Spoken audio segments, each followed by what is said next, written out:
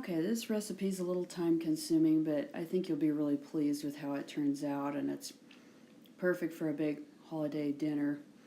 You want to prepare to dip your apple slices in lemon juice after you cut them, and that will help keep the apple from browning.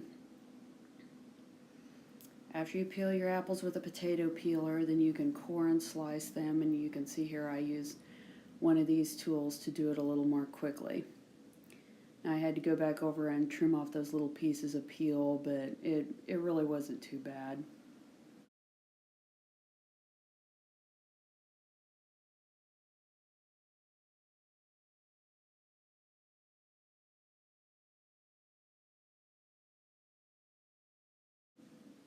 And again, you'll want to dip each slice in the lemon juice to prevent the apples from browning while you're getting them all cut and ready.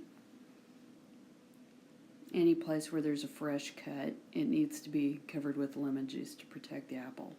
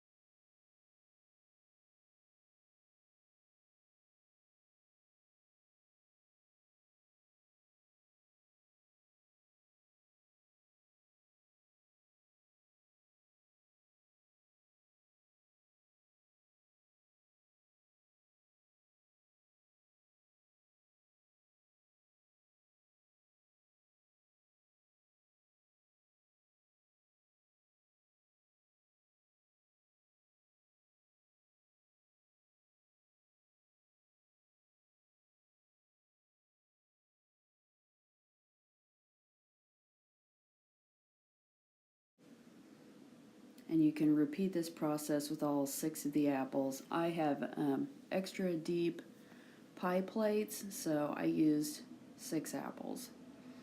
And then I cut these slices diagonally so you have like little wedge type pieces. It's a good shape for pie. So that was what I would advise. Like I said, it looks prettier and they lay inside the pie together more smoothly.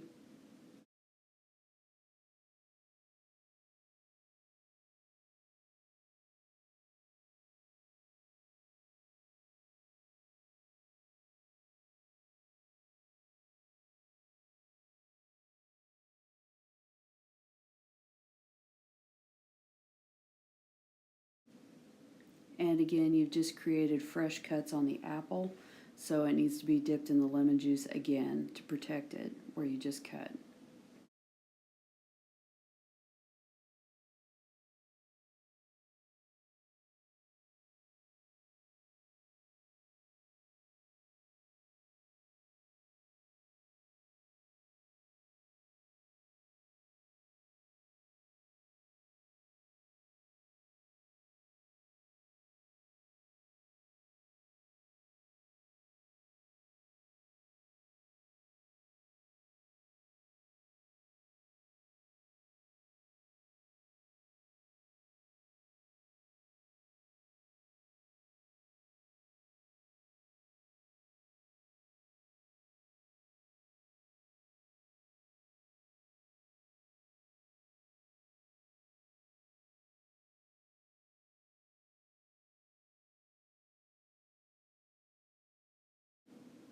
Again, same process with all the apple slices. It takes a little time, but you know, that's just part of the fun of it.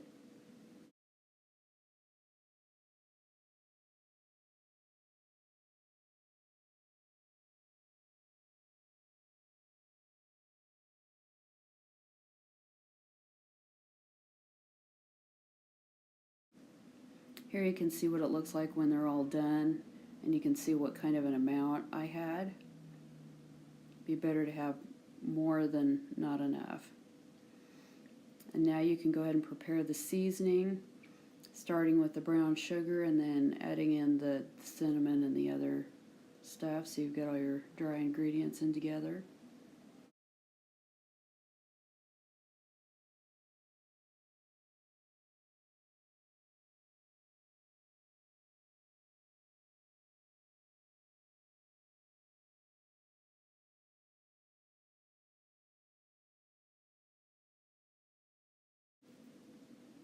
The cornstarch is an important element in a lot of pie fillings to help the filling thicken as the pie bakes.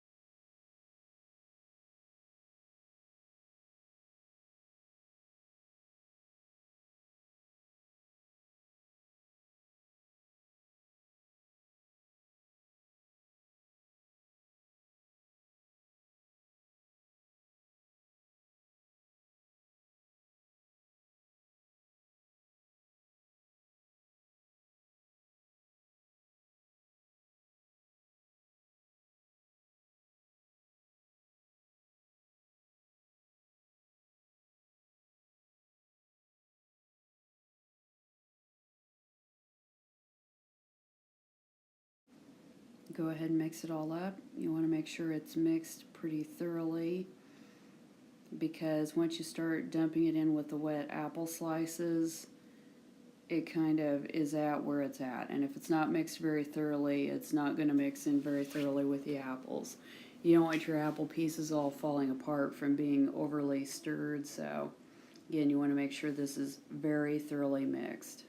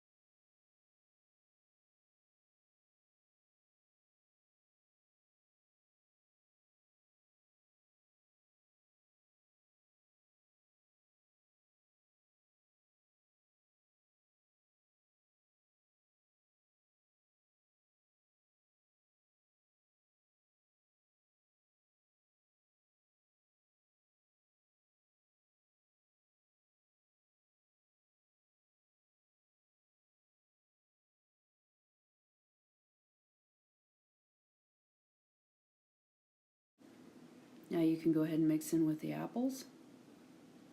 And again, you want to stir gently. I ended up going and grabbing a wooden spoon. That's a lot easier way to gently mix the pieces so they aren't just falling apart, but you get them mixed like they need to be. You can see my helper there. There's Wyatt.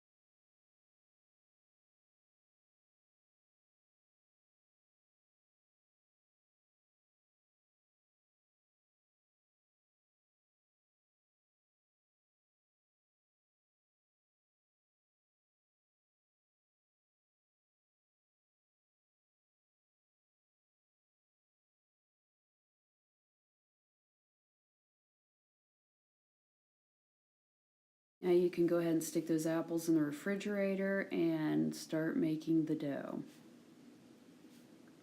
You want to make sure you've got a clean surface, and then you'll be flouring that well to keep your dough from sticking. And this dough recipe is my favorite. It's become just like my go-to pie dough recipe because it's pretty decently easy to handle, and it always makes a nice buttery, flaky crust. And like always, we weigh out our flour because weighing is more accurate than using measuring instruments of other sorts to measure bulk.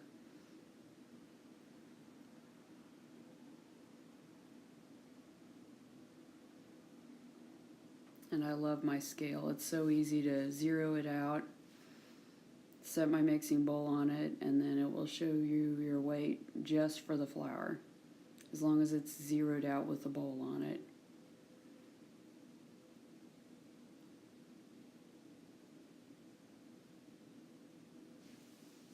And then I just leave my big canister of flour out with the spoon sitting there so I can quickly grab my spoon and sprinkle more flour over my working surface without having to go wash my hands first or anything like that. It's just a lot easier way to do the process. And you go ahead and add in the rest of the ingredients. I just eyeball the table salt. You don't always have to measure every single ingredient, just so. Especially once you get a good feel for the recipe and you've done it a lot.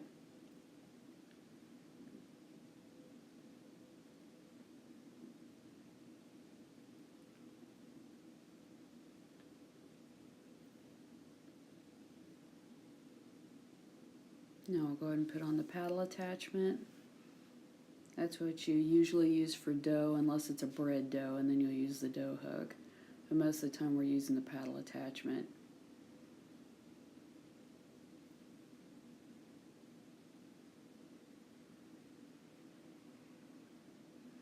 Now we'll cut up the butter, and you always want to use very cold butter straight from the fridge.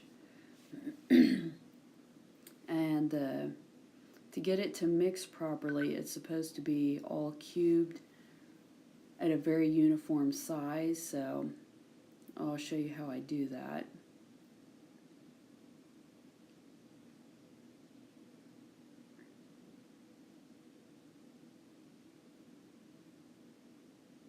Lots of times I'll use a bigger plate so I don't have to get around those curved edges, but this one worked fine also.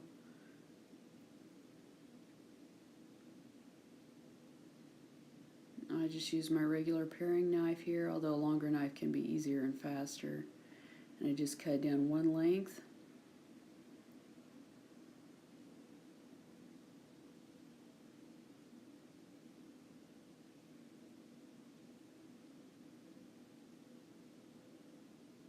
And then you turn it over.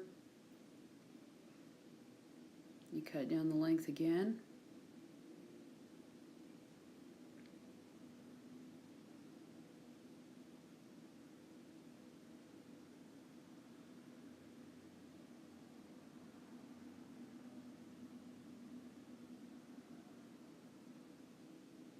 And then you just go down the length of the stick, and there you've got your butter cubes. I feel like it's really pretty simple and doesn't take very long at all. But it is important that these cubes be of a fairly uniform size because you're mixing the dough until you have no bigger than pea-sized pieces of butter in the dough. And then when you roll out the dough, I mean, you will see as you work with it, you'll see the little chunks of butter in there. And that's fine, that's normal. As long as your dough isn't too warm, you're good. Once the dough gets too warm, that butter is melting, and then your dough is going to be a lot stickier and more difficult to manage. And it's also not going to hold its shape as well when you stick it in the oven.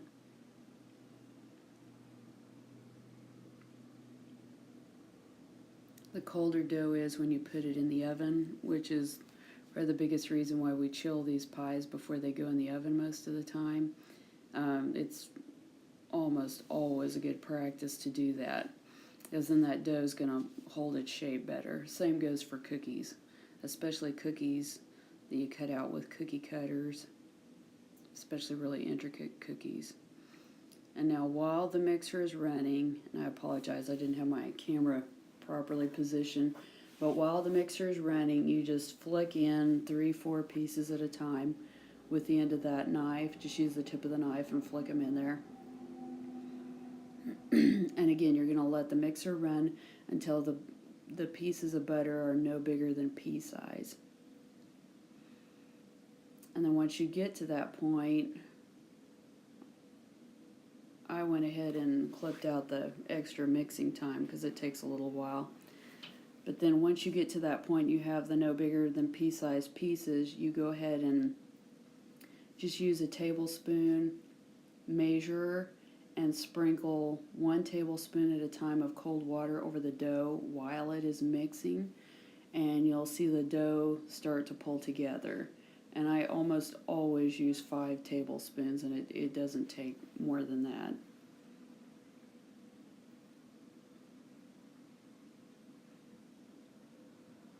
And we're going to go ahead and scrape down the paddle and pull it out. And you can't even do that with your bare hands because the dough's cold, so it's not too sticky.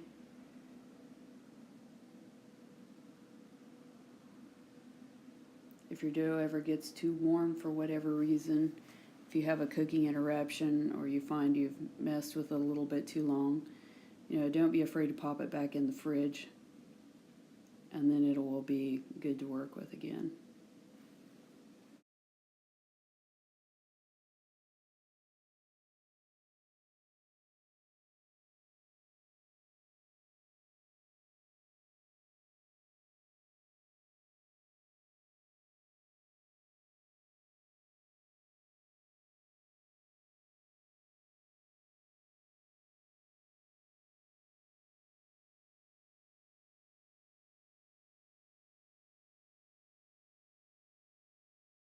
You can go ahead and flour your work surface.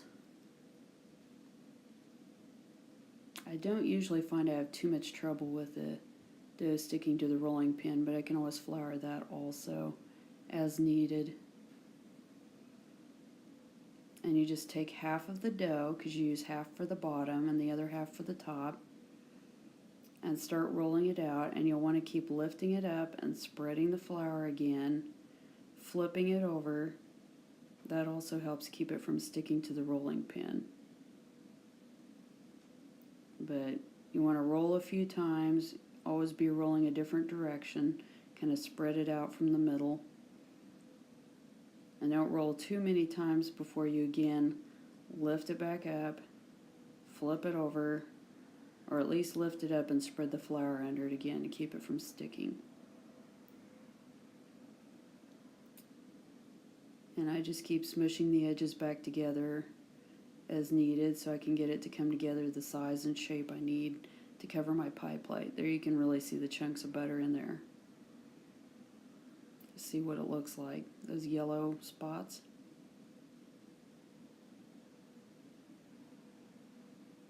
And as the dough warms, as you roll it and handle it, the edges and all of it will come together better. But again, you don't want it too warm or it will be sticking everywhere. The more spread out it gets, the more the butter is exposed.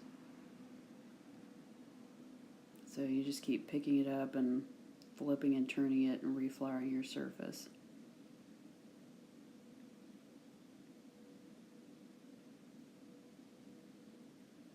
Now we're getting closer to the size we need for the pie plate. We can still roll it out a little bit more. You can see a little bit sticks to my rolling pin, but it's not bad.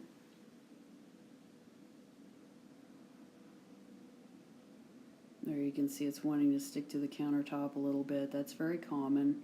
You just peel it away, keep spreading your flour back out, and you'll be good.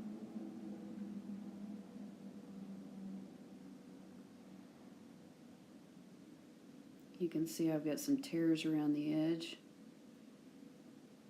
And I'll show you how you can fix those, because I mean, in a lot of ways it's like working with Play-Doh. It's not that big a deal. As long as you keep spreading flour, you know, you can fix tears and stuff.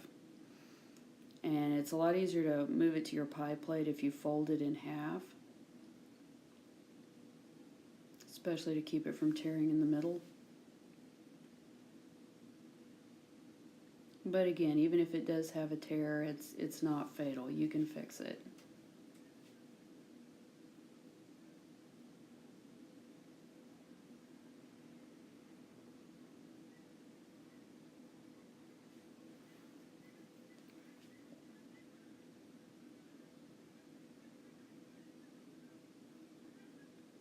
There you can see I've got a gap there, so I'm going to tear a piece off and just smush it down over there, smooth it out.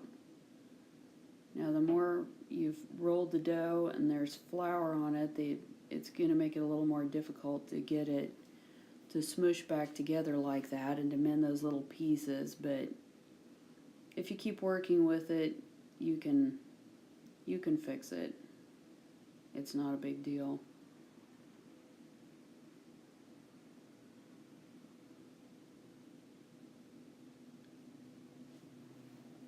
Now I'll take a sharp knife, or here I just used a roller, that can be handy also, and go trim around the edge. And you want to always leave overhang because pie crust shrinks.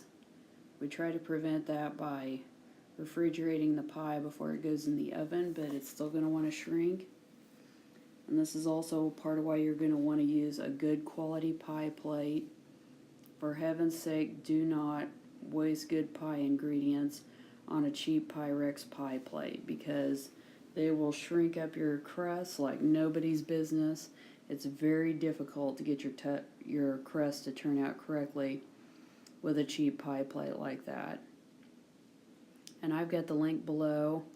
I got these pie plates from Hess Pottery in Missouri, and they actually cost only a little more than half of what they cost at the time I got them. But I believe. But these are excellent pie plates. They are extra deep. They have nice slanted sides that make it easier to scoop out a slice of pie. And they just really do a great job. I can't say enough good things about them.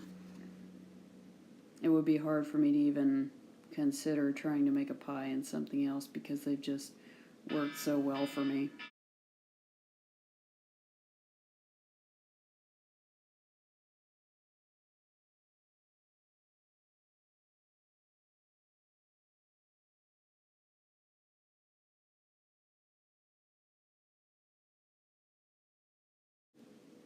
Now we're not going to worry about trying to make a decorative edge with this bottom crust, because we're going to be covering over all of this with the leaf cutouts we're going to make for the top of the pie.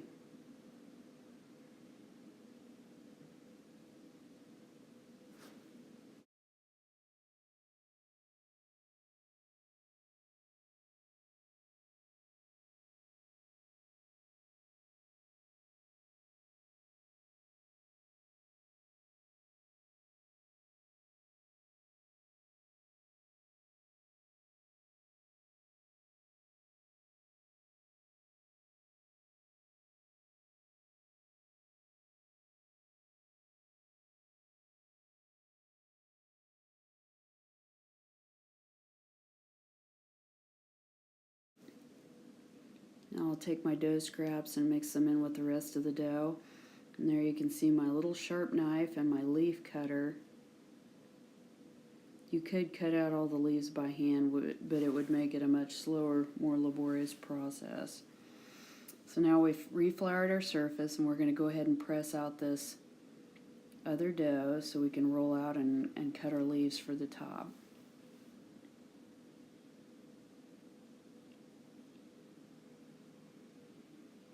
And again, you want to make sure you've got enough flour under that dough. As long as you can feel the grit of the flour over the surface, you've got enough flour. You're good.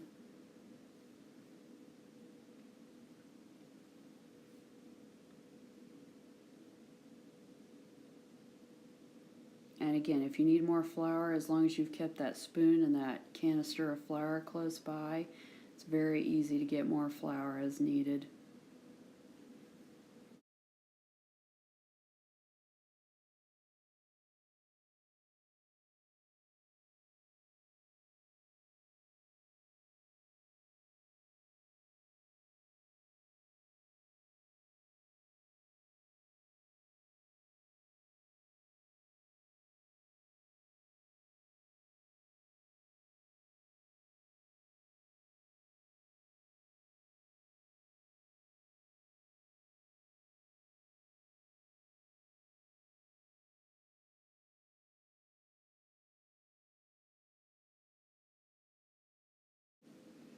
You can see this dough is still a little funny around the edges.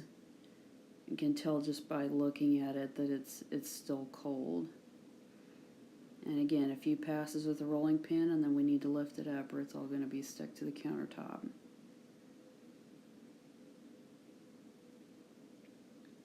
And we'll get a little more flour again and we're good to go.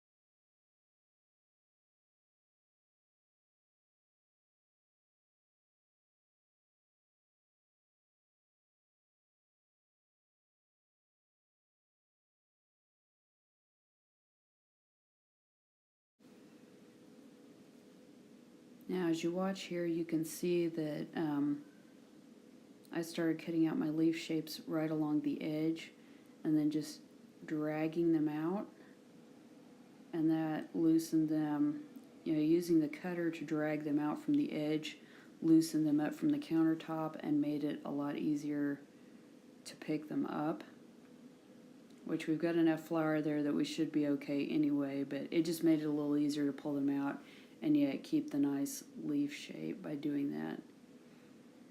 If you end up with a sloppy edge, you can always use the little sharp knife to clean up an edge.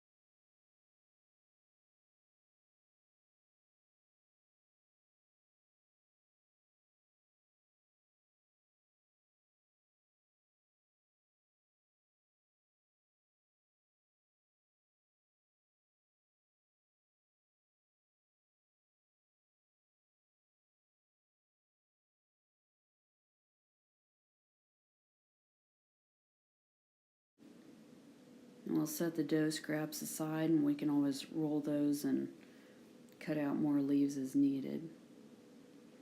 Okay, now we're we're going to take our little sharp knife, and it's got a pretty fine edge on it, and you don't want to cut clear through the dough, you're just making an indentation. You do one down the center for your main leaf, and then you do your diagonal ones, you know, whatever you feel like most authentically makes it look like a leaf.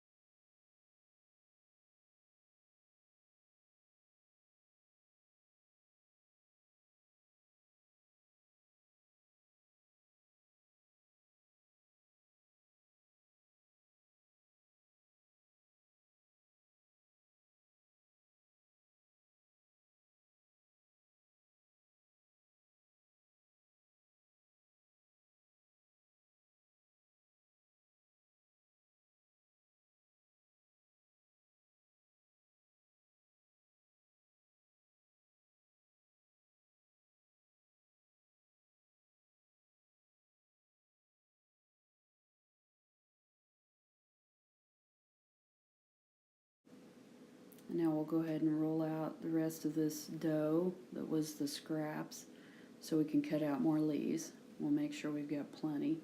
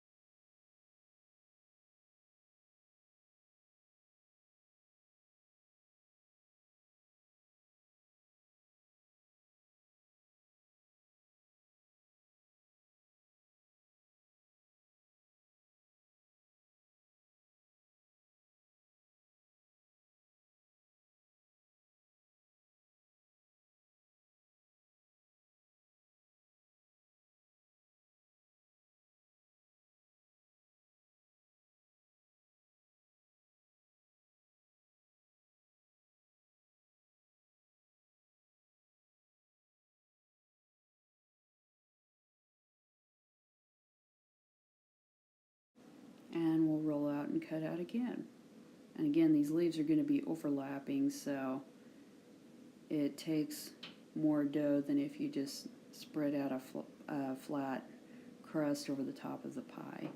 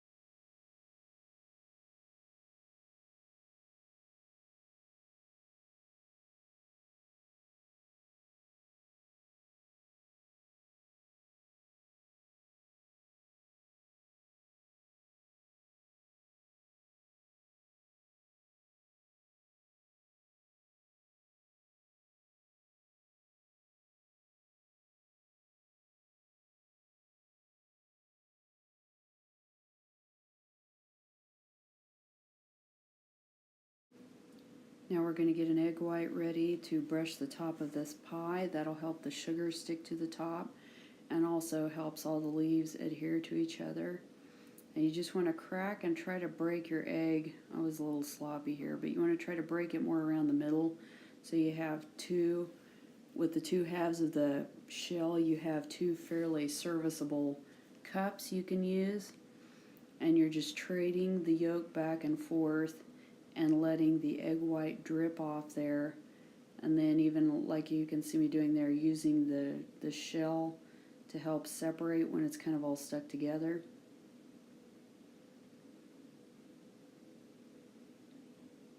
And then you can throw the shell and that egg away.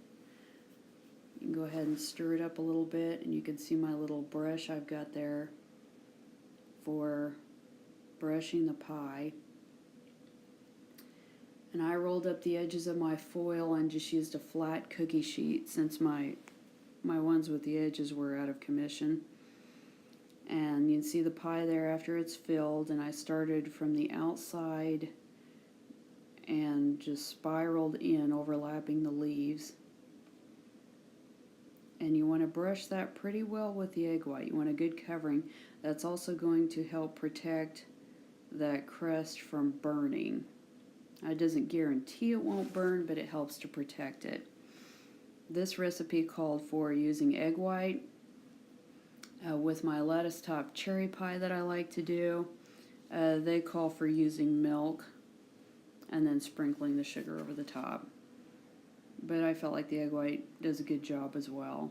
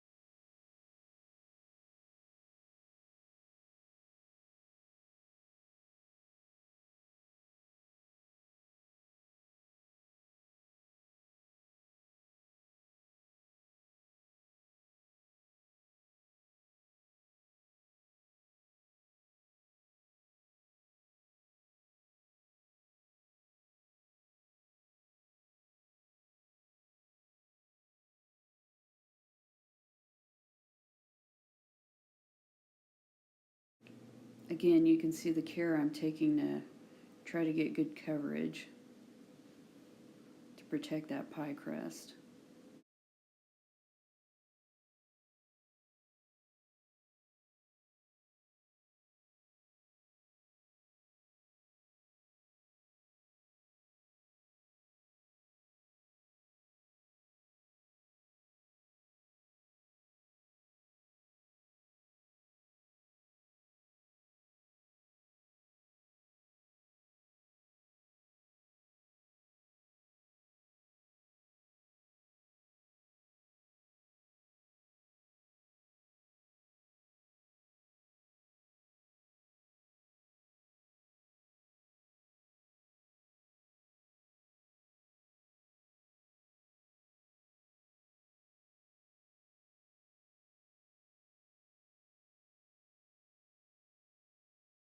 Now you can get some sugar in the palm of one hand or in a dipper like I'm using there, and sprinkle it very generously over the top. It will help to sweeten up that top crust, and it also adds a little sparkle and looks nice.